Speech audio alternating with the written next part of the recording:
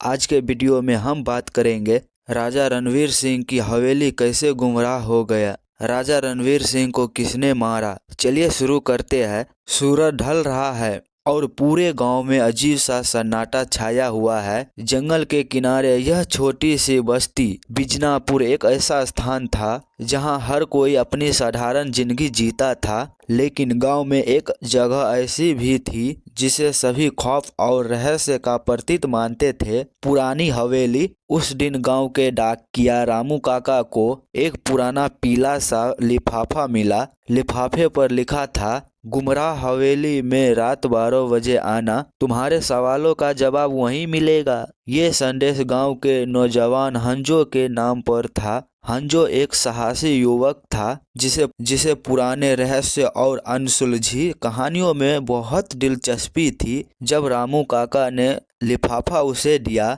तो हंजो को लगा कि यह कोई मजाक होगा, लेकिन लिफाफे के अंदर एक और कागज पर लिखा था, अगर सच जानना चाहते हो तो डर पर विजय पाओ। जंगल में यह हवेली कई सालों से पड़ी थी। कहते हैं कि हवेली के मालिक राजा रणवीर सिंह और उनका पूरा परिवार एक रात रहस्यमय तरीके से गायब हो गया। कोई नहीं जानता कि उनके साथ क्या हुआ। गांव वाले कहते थे कि हवेली में आत्माएं रहती है। हंजो ने उस रात वहां जाने का निर्णय किया। उसके दोस्तों मोनू और नेहा ने उसे रोकने की कोशिश की, लेकिन वह नहीं मानी।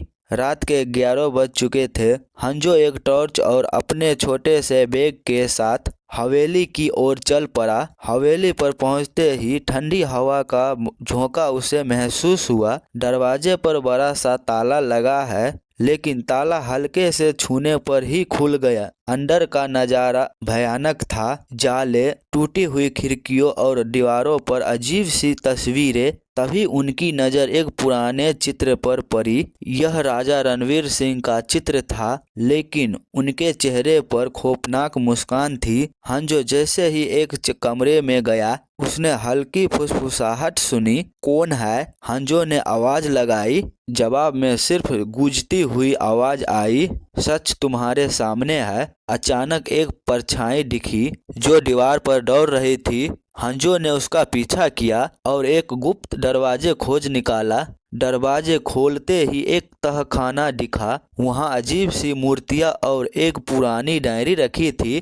डायरी में लिखा था, मैं राजा रणवीर सिंह हूँ। मुझे और मेरे परिवार को मेरे ही मंत्री ने जहर खिलाकर मार डाला। हमारा धन और गहने चोरी हो गया और हमारी आत्माएं इसी हवेली में कैद है। अगर कोई इस डायरी को पढ़ रहा है तो कृपया हमारी मदद करे। तहखाने के नीचे एक और दरवाजा है, वहाँ हमारी कमरे है। हंजो ने हिम्मत जुटाई और नीचे के दरवाजों की तरफ बढ़ा। जैसे ही उसने दरवाजा खोला, उसे वहाँ इंसानी हड्डी और गहने का बड़ा ढेर मिला। तभी अचानक हवेली में जोर की गड़गड़ाहट हुई। दीवारों से खून जैसा कुछ बहने लगा। हंजो को समझ आ गया कि इस गहने को बाहर निकालना होगा और राजा रणवीर सिंह की परिवार की आत्माओं को शांति दिलानी होगी। उसने गहनों को उठाकर गांव के मंदिर में पहुंचाया। जैसे ही उसने ऐसा किया, हवेली से एक तेज रोशनी निकली और गूंजती हुई आवाज आई,